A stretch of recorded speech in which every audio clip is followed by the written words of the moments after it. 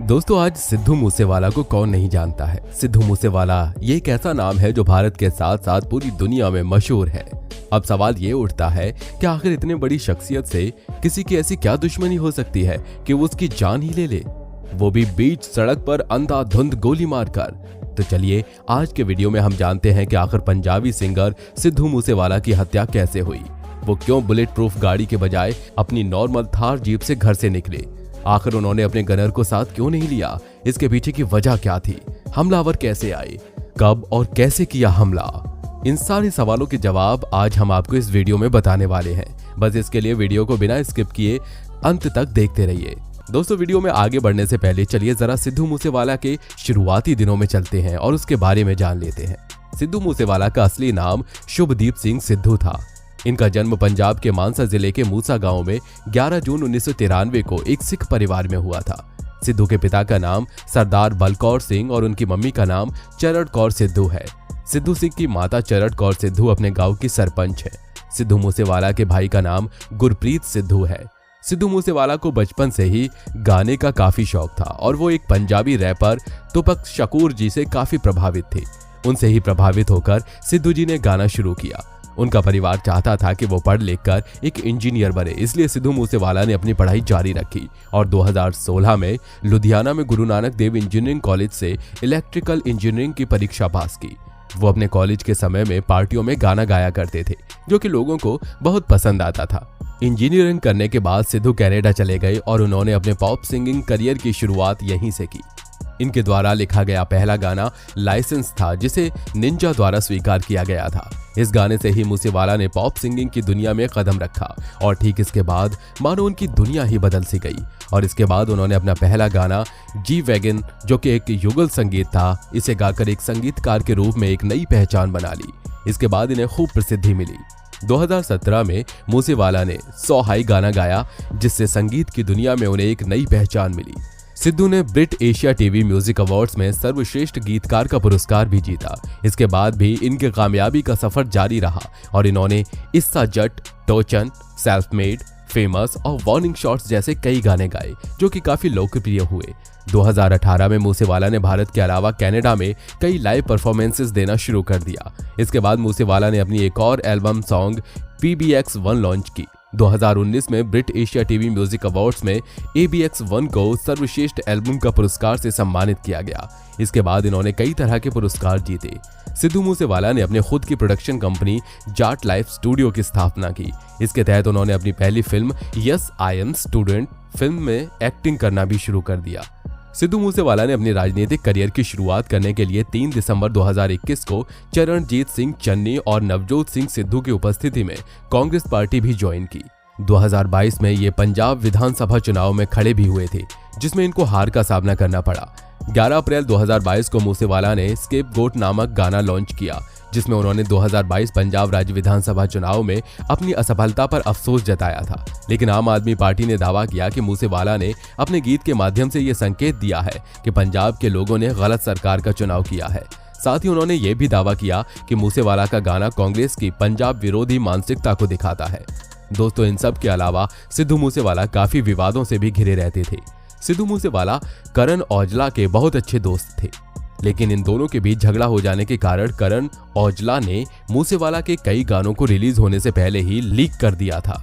इसके बाद करण ने कई खुद के गाने रिलीज किए। 2018 में औजला ने अप एंड डाउन गाया, जिसमें उन्होंने सिद्धू को निशाना बनाया था। इसके बाद सिद्धू ने करण औजला को बदनाम करते हुए एक गाना वार्निंग शॉट्स जारी किया। इसके बाद दोनों के बीच पब्लिकली लड़ाई शुरू हो गई।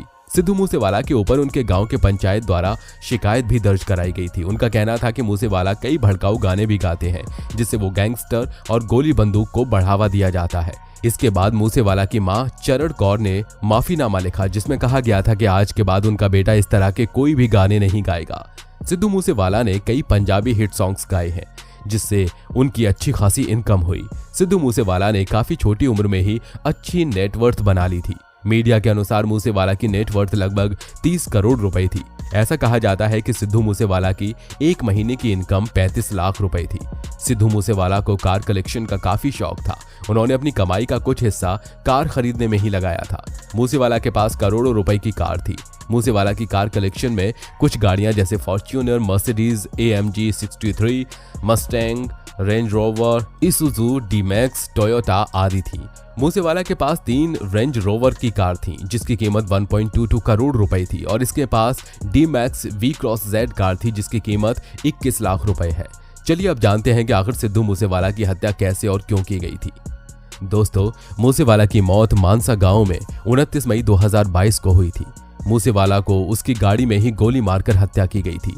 जब उनके ऊपर हमला हुआ तो उस वक्त सिद्धू मूसेवाला के साथ 2 बॉडीगार्ड थे और वो अपने निजी कार में ब्लू स्टार ऑपरेशन से संबंधित तैयारी के लिए जा रहे थे। गोली लगते ही इन्हें अस्पताल ले जाया गया था, लेकिन उससे पहले ही उनकी मृत्यु हो चुकी थी।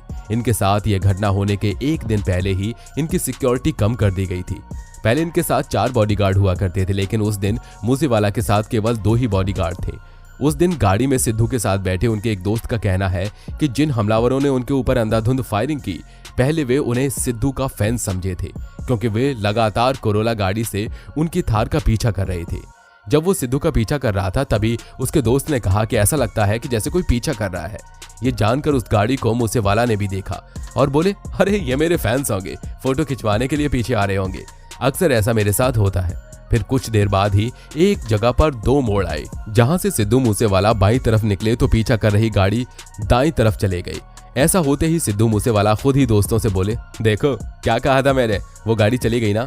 यानी वो फैंस ही थे। लेकिन कुछ ही देर बाद दूसरे रास्ते से वही कोरोला गाड़ी अचानक थार को ओवरटेक करके साथ साथ चलने लगी और कुछ देर बाद ही कोरोला गाड़ी में सवार हमलावरों ने थार पर फायरिंग करनी शुरू कर दी।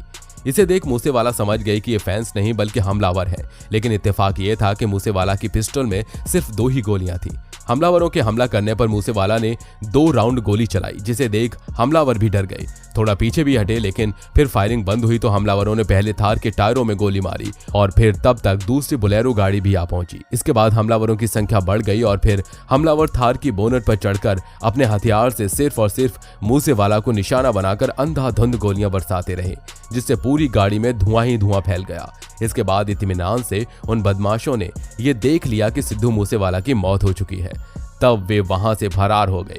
इस बारे में घटना के चश्मदीद और घायल हुए साथी गुरविंदर सिंह और गुरप्रीत सिंह ने पूरी जानकारी दी। सिद्धू मूसेवाला की हत्या के पीछे लोगों ने कई कारण बताए हैं। आपसी रंजिश और राजनीतिक पार्टी से संबंध उनकी हत्या का मुख्य कारण बताया गया। उनके गानों एवं विचारों के कारण बड़े गैंगस्टर्स की नजर उन पर बनी रहती थी और उन्हें समय समय पर धमकियां भी मिलती रहती थी। सिद्धू मूसेवाला की मौत के बाद उनका आखिरी सॉन्ग द लास्ट राइड बहुत तेजी से वायरल हुआ। दरअसल इस गाने की एक लाइन में सिद्धू मूसेवाला ने अपनी जवानी में ही मर जाने का जिक्र किया था। ऐदा उठूंगा जवानी विच जनाजा मिठिए। ये वो लाइन है जिसे सुनने के बाद ऐसा लगता है जैसे सिद्धू मूसेवाला जानते थे कि उनकी मौत नजदीक आ गई है। दरअसल उन्होंने ये गाना अपने आइडल पॉप सिंगर टुपैक शकूर के लिए श्रद्धांजलि देने के लिए गाया था। आपको बता दें कि सिद्धू मूसेवाला की मौत के बाद उनका एक और गाना बहुत तेजी से वायरल हुआ जिसका टाइटल 295 था। दरअसल लोग इस गाने के टाइटल को सिद्धू मूसेवाला की मौत से जोड़ रहे हैं। दरअसल मई के 5वें महीने की 29 तारीख को ही सिद्धू मूसेवाला की हत्या हुई थी। दोस्तों, सिद्धू मूसेवाला की मौत में से कई बड़े सवाल भी सामने आ रहे हैं जिनका जवाब पुलिस को ढूंढना होगा। क्या सरकार ने जानबूझकर सिद्धू मूसेवाला की सिक्योरिटी में कटौती की है? क्या सिद्धू मूसेवाला को पता था कि उनकी जान को खतरा है? क्योंकि सिद्धू के पिता ये बात बार बार मीडिया में दोहरा रहे हैं कि लॉरेंस बिश्नोई गैंग से उन्हें कई बार जान से मारने की धमकियां मिल चुकी थीं। और भी ऐसे कई सवाल हैं जिनके जवाबों का सामना पुलिस को करना पड़ेगा। आपके हिसाब से सिद्धू के हत्यारों को क्या सजा दी जानी चाहिए? हमें कमेंट करके जरूर बताइए। और हाँ दोस्तों, वीडियो अगर पसंद आई हो तो वीडियो को लाइक करें, साथ ही अपने दोस्तों के साथ शेयर करें और अगर चैनल पर नए हैं तो नीचे दिए गए लाल बटन को दबाकर चैनल को सब्सक्राइब जरूर कर लें।